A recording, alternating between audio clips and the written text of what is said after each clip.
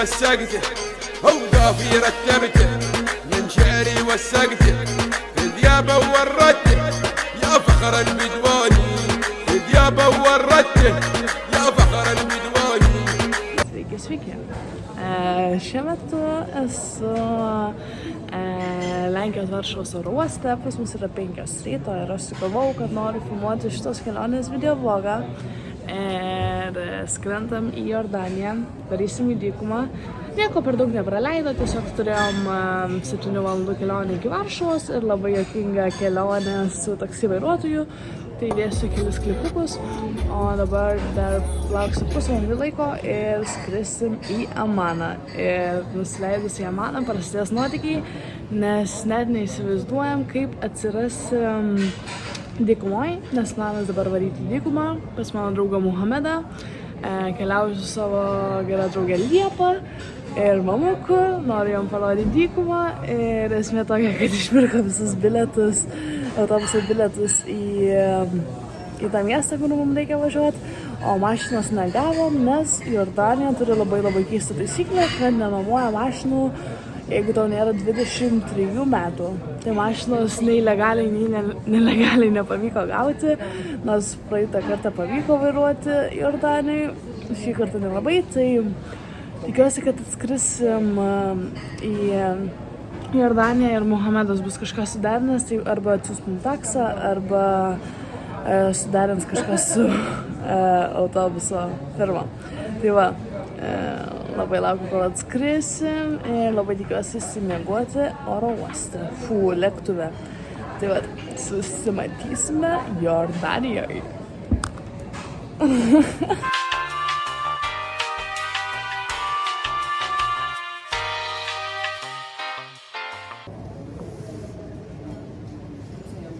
Vlogo mes vos nespėjome skrydį, nes atėjom ir buvo last call. Ir mes sakom darbuotojai, ar galim praleisti šitą eilę, kad greičiau spėti. Ir jis sako, too late. Ir mes jau galvojom, viskas praleido mūsų skrydį. Bet jinai labai viską hiperbolizavo. Va tas žodis, kurį ieškau. Nes čia ateinam, o čia ilgiausia eilė į mūsų lėktuvą. Už tai vat kaip gražu. Tai ne too late, viskas gerai, skrisim. Visada viskas būna gerai.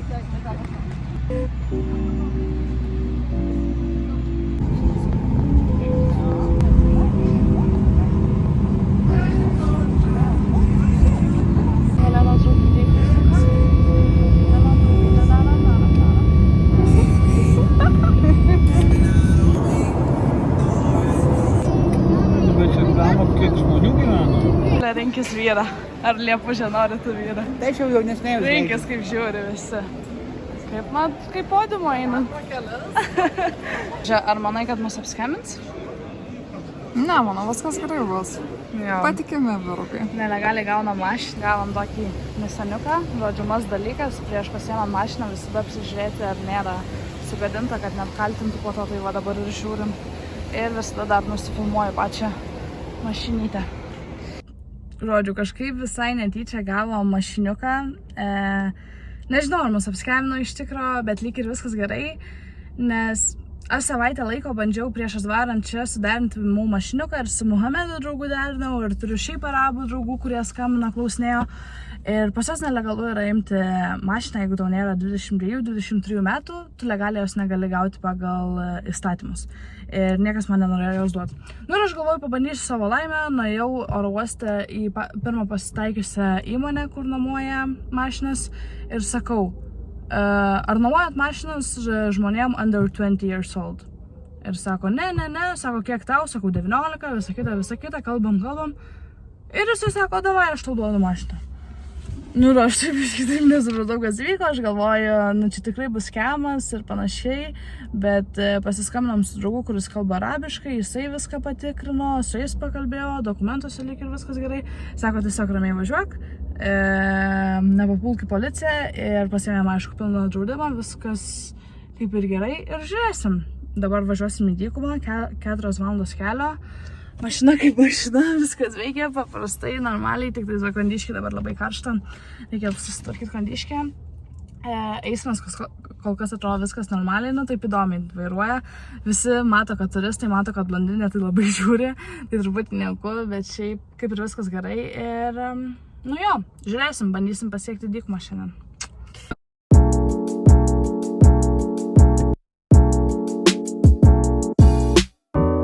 Vidurinėjom dabar. Kainos labai geros su šito. Starbucks gerimuko 80 centų. Čia savo žaidžia. Žodžia, atsipūtę. Jie darė pusryčiam vištos. Nenori? Paimtume kokią.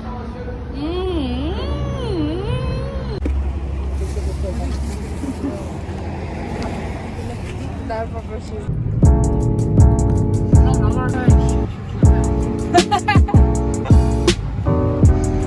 Baisu. Traubus. Kaip tikra Lietuvė už vairą. Kas tai yra? Žmog vairuok. Tripas kol kas labai gerai einasi. Sustojom pailsėti čia į tokią vietą. Saulė jau leidžiasi, jau tuoj turėtume pasiekti dykumą. Vairuojasi gerai. Muzikytė irgi gerai, viskas smagu. Jau tuoj būsim dykumoj. Laukiu jau.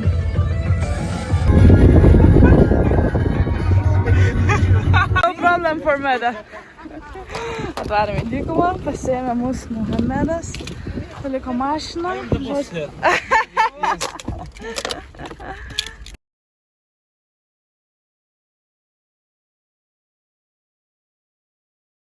Žodžiu, kokia situacija pas mus, tai dabar yra apie 1 nakties ir bandžiau užmigti, bet labai karšta nameliuose. Dienomis čia būna apie 35 laipsniai dabar. Dabar yra spalis. Naktimis būna apie 30. Tai man miegoti čia per karštą ir aš galvoju, atėjau pabandyti miegoti oloje. Aš čia miegojau vieną kartą, kai buvau gruodį. Tai gruodį buvo pats tas, bet mes miegojom su rūbais ir kaldra. Dabar užtenka maikutės ir kaldros ir pats tas, nes vėjas pučia labai fainai. Ir jo, bandysiu turbūt užmigti čia. Labai laukiu, nes aną kartą, kai miegojau čia, atsikėliau su labai gražiu saulėtekiu. Ir čia, kai miegi, tai užmiegi su žvaigždėm, gali stebėti žvaigždės ir čia tokia labai graži. Jo, reikia gražu. Ir tokia atsikelsiu. Labai fainai. Mama toks kuolis. Čia barą geriam, laužą kuriam. Žodžiu, labai fainai. Atsikėliau 6 ryto. Bet atsikelti 6 ryto tikrai nėra problema, kai tu galėsi su tokiais vaizdais. Crazy, kaip pagalvoji. Čia tokioj oloj miegojau. Buvau pasiilgusi už šitą vaizdą.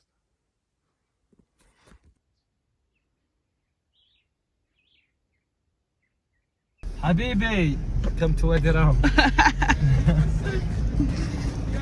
Do you like the apple? I love it. Love it? Thank you so much. Next time, please. More. 10? More, 10. More? I can bring 20. For you? Thank 20. you so much.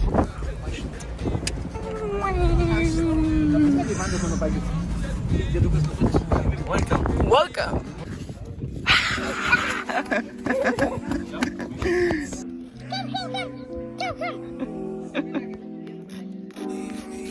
Savo pėdutėm, be batukų, išlipau nuo ten čia ir dabar bandysiu lipti ten į viršų. Truputį baisu, bet nu, pabandom. Čia yra kelias į tą vietą. Toksai labai siauras, bet gražiai. Eina sau.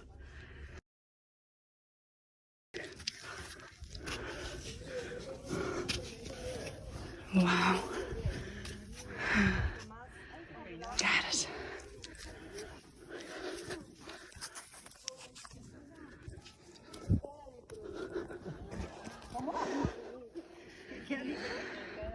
atlaikė iki viršaus neužlipo, sakė, parkinti čia. Tiek dalyvų. Kuomet čia dykumoje eisim sužaisti su Muhamedu. O!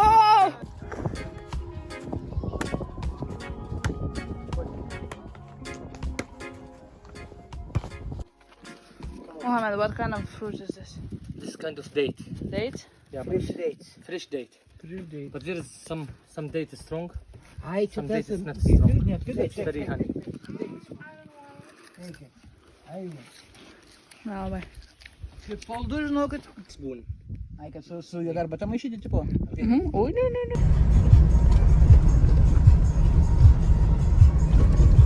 Vietą atvažiavom. Wow. Labai gražiai. Duodame kapitanai, jam reklamos reikės.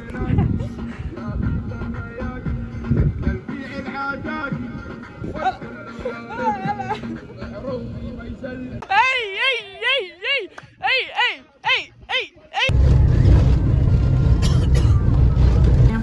800 JD. 800. Žodžiu, čia vyksta kupranugarių lenktynės, tai vakar jo tėtis užstatė pinigų ir 800 laimėjo jų pinigų. Tai čia maždaug apie 900 eurų. Čia dabar į naują miestą atvarėm, kuriame aš nebuvau aną kartą. Tai įdomu. Nors čia viskas vienodai atrodo, bet čia jau biškį kitaip. And here is camping for Arab people from Amman, from outside East Libya. Aha. Close to the Mediterranean.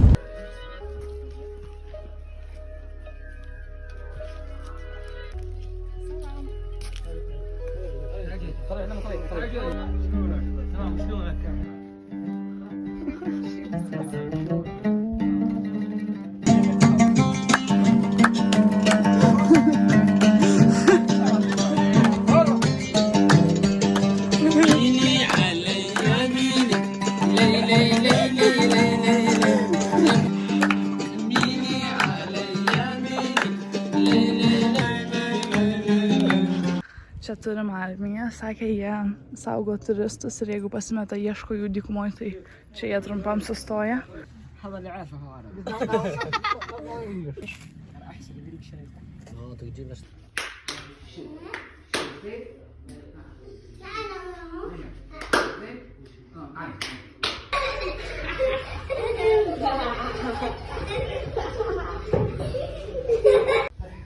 One, two. 3, 4, 5, 6, Wow. 7, 9, 8. 8. 9. Kodėl jie tokie oranžiniai? Pažiūrėkit. Nudažyti. Tiesiog. Šių?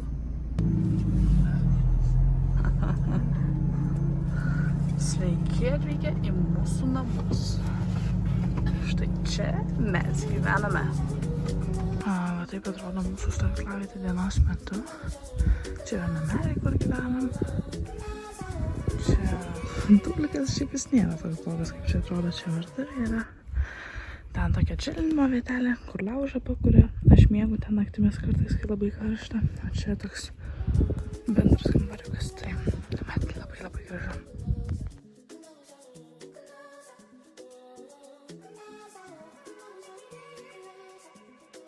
Žavom į kanjoną, čia smėlis visiškai raudonas, tai labai gražu. Bele kokio jisai dydžio. Bele kokio ir eisim dabar į tarpeklį ten. Tai va, kol kas viskas labai gerai einasi. Labai gražu.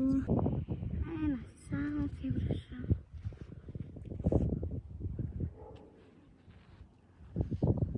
O ne, einasi gerai, kol kas nieko nepamečiau. Lygtais. Nes kiekvienoje lankytinoje vietoje yra pastatytos beduinų palapinės, šitaip čilina jie savo. Ko žiūri tabaliai dabar? Ir aišku, pardavinėja turistinių dalykų, bet visą pasitinka su arbata, padaro arbatos, turi šalto vandens. Labai gražu. Cheers.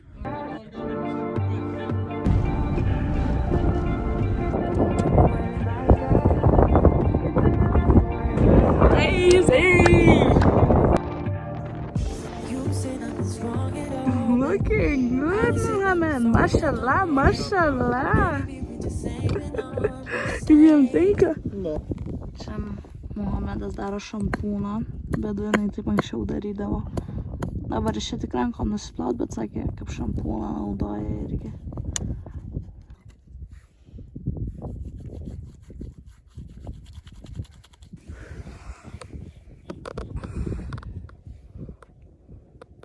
O šiaip parodysiu, ką valgom. Čia dabar vakarienę turim, tai daržovių turim, humuso, agurkiukų, o čia žemėje turim keptą mėsytę ir ryžius. Labai iš tikrųjų skanu. Čia ryžiai ir juos kepa smėlyje po žeme. Tai labai skaniai. Čia daržovės su bulvėm, o tuoj atveš vištytę. Čia vat mes turim tokį living roomą, dining roomą. Kas, Liepužė? Ką pamatys? Liepužė varo viską filmuoti. Na, galim ir mes jums parodyti, aš jau mačius, bet galim parodyti. Visai ten fainai. Iškasa tokia skylė. Šuniukas irgi jau užuodžia mėsytę. Iškasa skylė, dabar iš tos skylės ištrauks visą maistą. Tai labai fainai. O čia šiaip mūsų stovyklavietė, čia yra tokie namukai visur, čia toks kaip ir bendras kambarys padarytas. Fainai visada susitinkam čia pusryčius valgyti, pietus, vakarienę, pasibūt, pakalbėti. O ten vat namukai parodysiu gal dar dienos metu. Džiūdžių šuniukas vizgina uodegytę, nori maisto. Man nuima tą paklodę. Ir dabar pamatysit, ištrauks maistą. Jela. Džiūdžių. Muhamedas džiūdžių šefas. Kiti žmonės turistai. Vas sluoksnis tokiais ištraukia viena mėsytė, būna kitam daržovės. Tai vat. Ir taip atrodo, kaip tas maistas, kur va ten va rodžiau.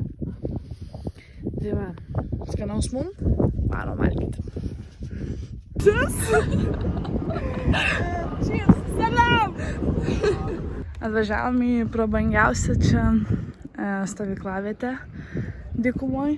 Čia prasideda nakties kaina nuo 100 eurų. Tai aš jas kai mačius Instagrame, tai truputį atrodė geriau. Čia netrodo kažkaip įspūdingai labai. Ir čia toks jautiškai ir turistų vaibas. O pas Muhamedą mes kur gyvenam labai toksai beduinų vietinių vaibas.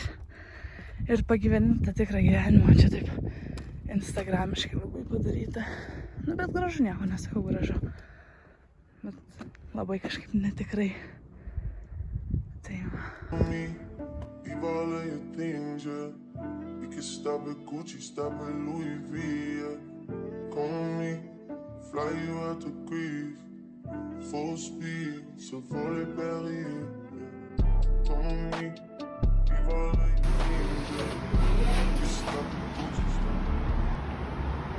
Grįžom jau mes į civilizaciją iš dykumos, tai labai keista, nes dykumoje tu būni be ryšio, karts nuo karto tik pagauni tą ryšį, bet jau kai pripranti, kad jo nėra, tai tiesiog būni be to telefono, gražiais vaizdais, bendrauji, kalbėsi ir dabar grįžom į civilizaciją, čia ir tas eismas toks labai tricky, sunkus biškį, sunku susigaudyti ir šiaip daug žmonių, visko, tai truputį keista.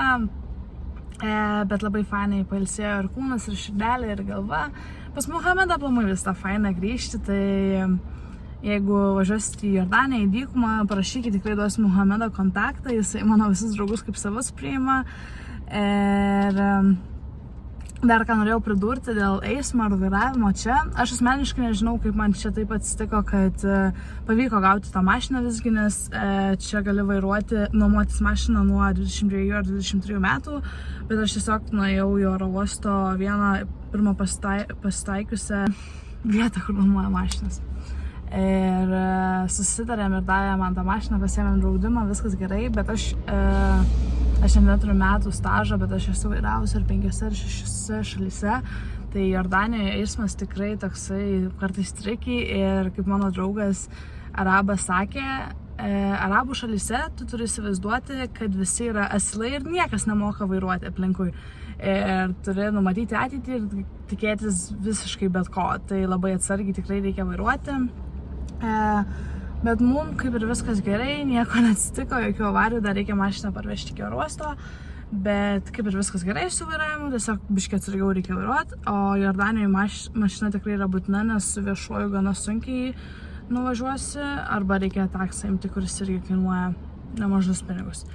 Tai kol kas tiek, dabar judam link oro uosto, grąžinsim mašiną ir tikiuosi, kad viskas bus gerai ir kad čia neapskelino. Tai turbūt aš ir užbaigsiu savo tokį pirmą oficialų vlogą.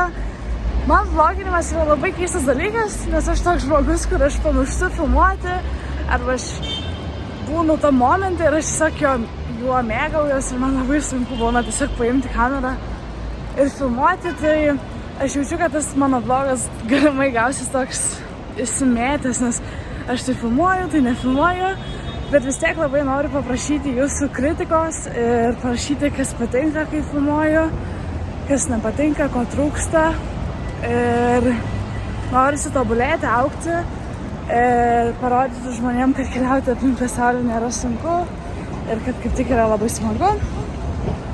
Tai va, tikiuosi, kad susižiūrėjo lengvai, kad galbūt gavo naudingos informacijos, o gal tiesiog prasmingai praleidot laiką žiūrėdami video. Ir turbūt kitas vlogas bus Balyje, tai susimatysim Balyje. Čiau, čiau ir